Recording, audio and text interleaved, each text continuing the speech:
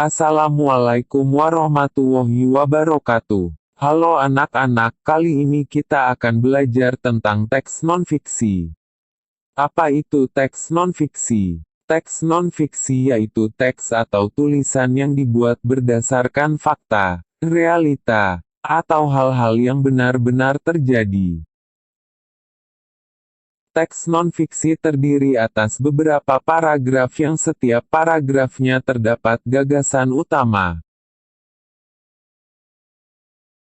Gagasan utama adalah suatu gagasan atau ide yang sedang dibicarakan atau dibahas dalam sebuah paragraf. Gagasan utama disebut juga gagasan pokok, pikiran utama, pokok pembicaraan, atau pokok pikiran. Dalam setiap paragraf terdapat gagasan utama, baik tertulis maupun tersirat. Gagasan utama dapat kamu kenali dengan dua cara. Pertama, membaca teks dengan cermat, kemudian menjawab pertanyaan apa yang sedang dibahas pada teks tersebut. Kedua, menemukan kalimat utama pada setiap paragraf, kemudian menarik kesimpulan gagasan-gagasan utama setiap paragraf dan menyimpulkan gagasan utama teks. Kalimat utama adalah kalimat yang bersifat umum dan mengandung gagasan utama. Mari kita simak contoh teks non-fiksi berikut ini. Hak sebagai warga negara Indonesia.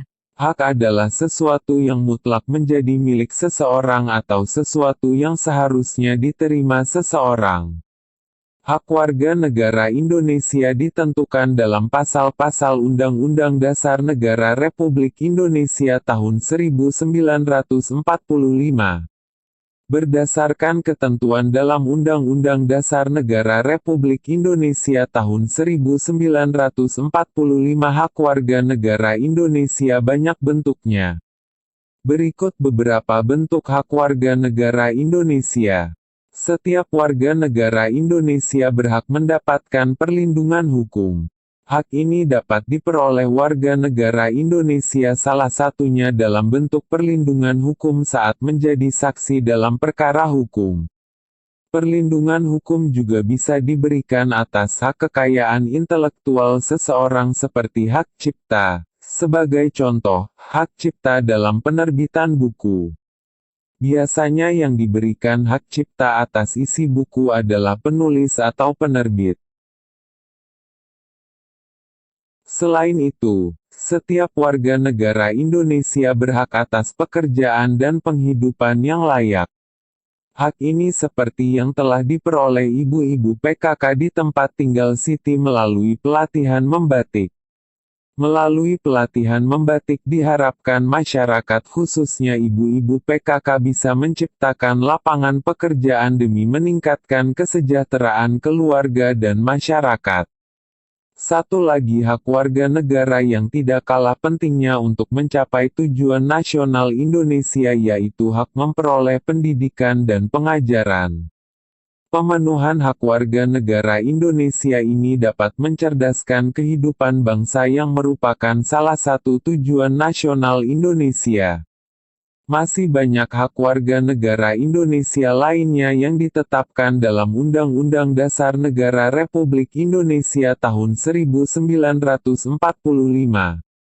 Beberapa di antaranya adalah memiliki kedudukan yang sama di mata hukum dan di dalam pemerintahan, kebebasan memilih dan memeluk serta menjalankan agama dan kepercayaan yang diyakini, mempertahankan wilayah negara kesatuan Indonesia dari serangan musuh, serta kebebasan berserikat, berkumpul, dan mengeluarkan pendapat secara lisan dan tulisan sesuai undang-undang yang berlaku.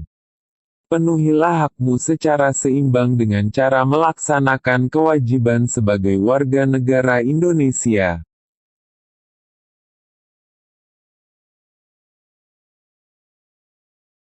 Dari bacaan tersebut, coba anak-anak tentukan kalimat utama dan gagasan utama masing-masing paragraf.